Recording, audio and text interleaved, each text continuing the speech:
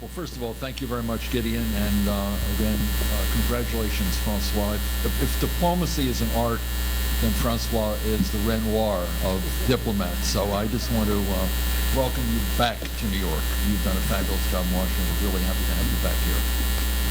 And let me try to discuss this in very briefly, since everyone on this panel really has their own thoughtful views on the subject, I'm sure. I think the role of a diplomat in the classical sense has changed, and François described it very articulately as pulling people together, trying to bring different ideas together into a consensus that leads to progress in whatever subject is the crisis or the approaching crisis of the moment. What's very interesting about diplomacy today is that it is so different from what it was even 2 or 3 decades ago, and François pointed to this, and that is communications has changed everything.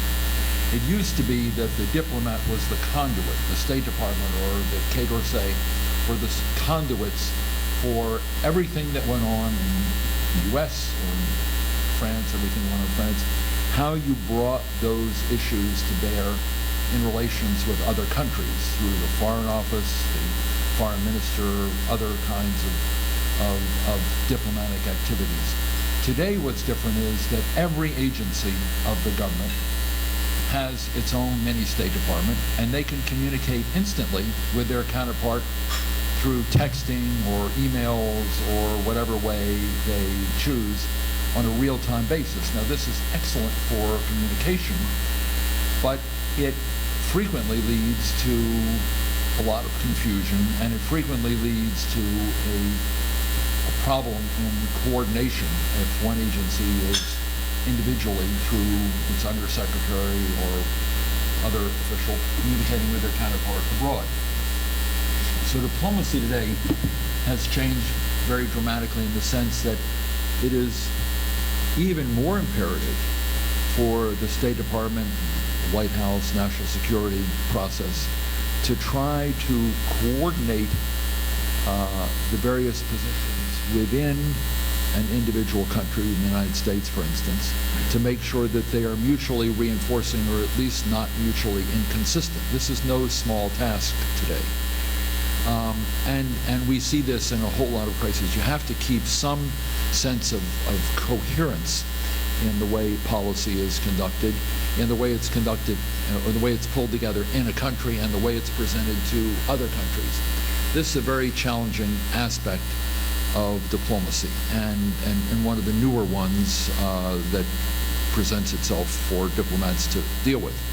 The second is that diplomacy is no longer conducted in the traditional way that you heard about and read about, where diplomats meet with one another and resolve or try to resolve issues. That is still very important. But what's increasingly important, and François very much emphasizes, and I think it's worth the emphasis, and that is, it's not just about the Foreign Office dealing with the Foreign Office. It is about individuals who are in the diplomatic corps having a broader access to the people and knowledge of the people in the country to which they're accredited, for instance, in different cities, different parts of the country, different communities, NGOs, members of Congress.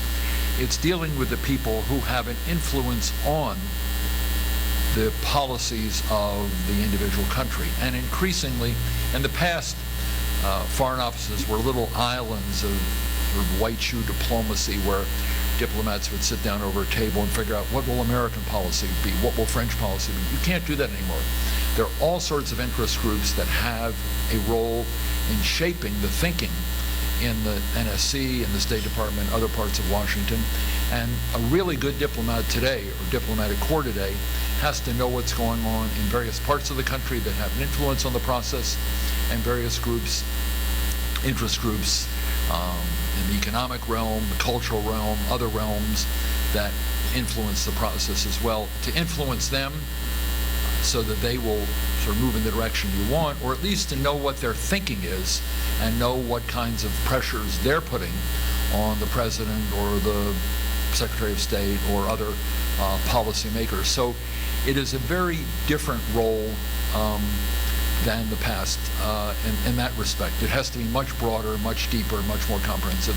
The third point is that, you know, I like the term you use, the simple truths of the past.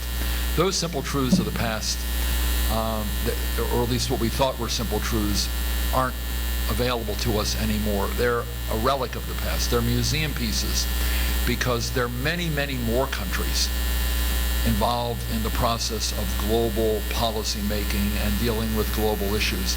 The G20 plus numerous other countries that are not in the G20 but are nonetheless influential in the process. Dealing with terrorism, for instance, there are many countries that are engaged in this process, and you really need to have a way of coordinating policy within your country so that diplomats and people who understand those countries can work together, and to have cross-border interactions, say, between the United States and France on what's going on in North Africa. A huge problem. You read about it in the Boko Haram and other groups, but it's a very big problem, these ungoverned areas. And France and the U.S., France in particular, has a real expertise in this area that the U.S. has to take into account and work with if we're going to have a successful policy. So you're playing on a much broader stage. In the Cold War, you sort of knew what the stage was. Washington, Moscow, a few allies here and there. Now you've got many more issues, environmental, cyber, a whole range of issues, many more countries involved. And if the system is going to work and be an effective 21st century system, diplomacy has to have play on a much broader stage. You need to channel all the expertise together to make policy in Washington or Paris or Berlin or Tokyo, but you need a lot more countries if you're going to be successful. One or two countries won't cut it anymore. The world's not divided in half. It's 20, 30 countries have an influence, and diplomacy has to be much broader and much deeper than in the past. Thank you, Bob.